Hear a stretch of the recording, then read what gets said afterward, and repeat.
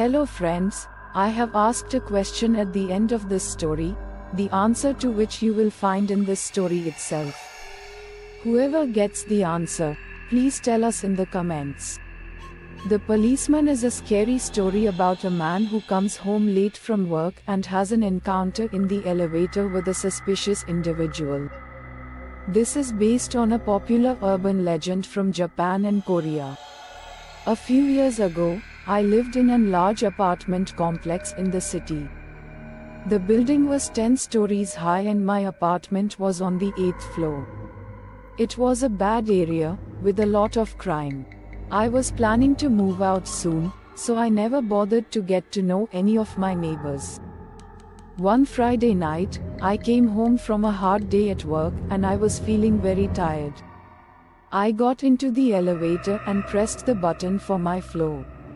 When the doors opened, there was a man standing there.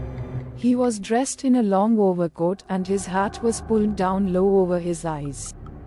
"Hello," I said, trying to be polite. The man didn't answer. As I got out of the elevator, he pushed past me roughly and got into the elevator and started pressing the buttons. "What a jerk," I muttered to myself. I unlocked my apartment door and went inside. I went straight to the bathroom. While I was washing my hands, I happened to glance in the mirror and noticed something strange. There was a dark red stain on the sleeve of my shirt. It looked like blood. Then, I remembered the rude guy who had bumped into me at the elevator. It made me feel sick. I didn't know where the blood had come from, but I had my suspicions. I immediately locked my front door. Then, I took a shower and threw the blood-stained shirt in the trash. I didn't sleep very well that night. The next day was a Saturday and I had a date with an attractive young woman I had met. I was getting ready to leave when I heard my doorbell ring. Who could that be? I muttered in irritation. I was already late for my date and I didn't want to waste more time.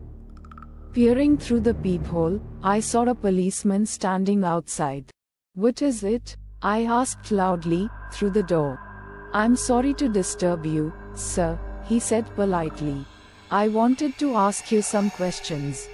There was a murder last night in the apartment next door to yours. I was late for my date. I didn't want to get involved." "Sorry, officer. I didn't see anything," I lied. "But you may be able to help us," said the policeman. "Did you see anybody suspicious? Can you at least open the door to talk?" "I wasn't at home last night," I lied again. "Sorry, officer. I can't help you." "All right, sir," the policeman responded. "Thank you for your time." He walked off down the hallway and I continued getting ready for my date. For the next few days, I felt very nervous. My next door neighbor had been murdered. The neighborhood was really unsafe. I was glad I was moving out soon.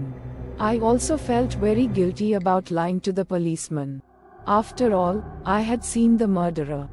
Even though I hadn't seen his face. Perhaps there was something I could have told the police that would help them catch the killer. Sometimes crimes are solved by one little detail. One morning, before I went to work, I was wondering if the police had managed to solve the case.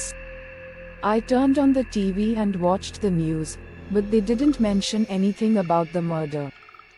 When I was leaving for work, I noticed a bad smell in the hallway.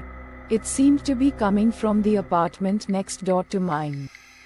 I had a sinking feeling in the pit of my stomach. The hair on the back of my neck stood on end. I went to find the building manager and told him about the smell. When I mentioned the murder, he said there hadn't been any murder in this building. I convinced him to come back up to my floor. When he smelled the stench, he used his master key to open my neighbor's apartment. Both of us were horrified by what we found. My neighbor was on the floor, surrounded by a pool of blood. The smell was overpowering. He had been lying there for days.